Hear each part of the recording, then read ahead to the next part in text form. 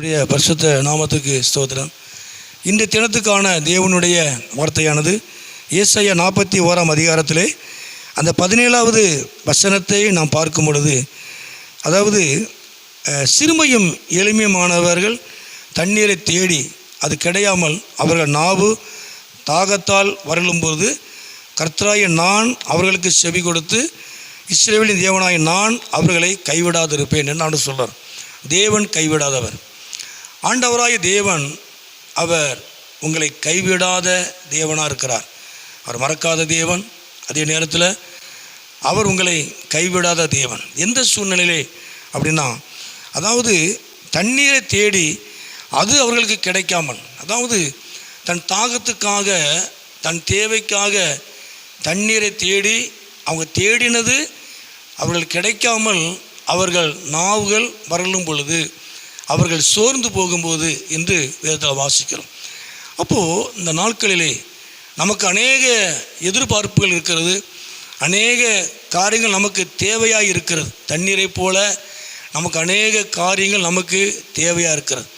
அப்போ நம்முடைய தேவைகளுக்காக நம்முடைய எதிர்பார்ப்புகளுக்காக நாம் தேடுகிறோம், அலைந்து திரிகிறோம். எப்படியாவது நம்முடைய எதிர்பார்ப்புகளை நாம் பூர்த்தி பண்ணணும், அதை பெற்றுக்கொள்ளணும் அப்படிங்கிறதுல நம்ம பிரயாசப்படுகிறோம். ஆனால் பிரயாசப்பட்டும் தேடியும் அலைந்தும் அது நமக்கு கிடைக்காமல் போகும் பொழுது நம்முடைய வாழ்க்கையிலே நமக்கு ஒரு சோர்வு உண்டாகுது, நமக்குள்ளே ஒரு சோர்வு உண்டாகிறது. அப்போ இதெல்லாம் தேவன் கவனிக்கிறார். நம்ம தேடுகிறோம், அலைந்து ஓடுகிறோம், பிரயாசப்படுகிறோம், அங்கேயும் இங்கேயும் தேடுகிறோம், ஓடுகிறோம். ஆனால் எவ்வளோதான் பிரயாசப்பட்டு ஓடினாலும் நமக்கு கிடைக்கல. அப்போ நமக்கு கிடைக்கல என்பது அது நமக்கு ஒரு பெரிய ஏமாற்றத்தையும் நமக்கு ஒரு தோல்வியையும் நமக்கு ஒரு சோர்வையும் அது கொண்டு வருது. ஆனால் இப்படிப்பட்ட நேரத்தில் ஆண்டவர் சொல்கிறாரு, நான் அவர்களுக்கு நான் செவி கொடுத்து நான் அவர்களை கைவிடாதிருப்பேன் அப்படின்னு ஆண்டவர் சொல்கிறார். அப்போ தேவன் இப்படிப்பட்ட நேரத்தில் அவர் உங்களுக்கு செவி கொடுத்து அவர் உங்களுக்கு உதவி செய்வார். அதாவது நீங்கள் தேடுகிற காரியம், பிரயாசப்படுகிற காரியங்களை தேவன் உங்களுக்கு என்ன செய்வார்? அவர் உங்களுக்கு வாய்க்க பண்ணுவார். நான் அவர்களை கைவிடாதிருப்பேன் என்று ஆண்டவர் சொல்றார். தேவன் கைவிடாதவர். நிச்சயமாக அந்த நாட்களில் ஏமாற்றத்தோடு, அதாவது கிடைக்கலங்கிற ஒரு ஏமாற்றத்தோடு நீங்கள் சோர்ந்து போய் இருக்கலாம்.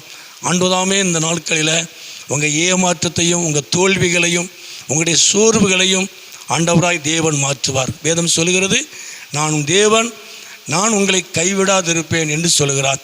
உண்மையிலே எல்லாம் கையை விட்டு போனாலும், யார் உங்களுக்கு உதவியாக இல்லாவிட்டாலும், கர்த்தர் உங்களுடைய ஏமாற்றத்தையும் உங்களுடைய தோல்விகளையும் உங்களுடைய சோர்வுகளையும் தேவன் இந்த நாட்களிலே அவர் மாற்றுவார்.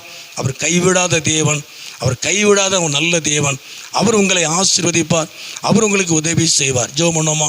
எங்களை அதிகமாக நேசிக்கிற நல்ல பிதாவே, அருமையான இந்த நேரத்துக்கு ஸ்தோத்திரம்.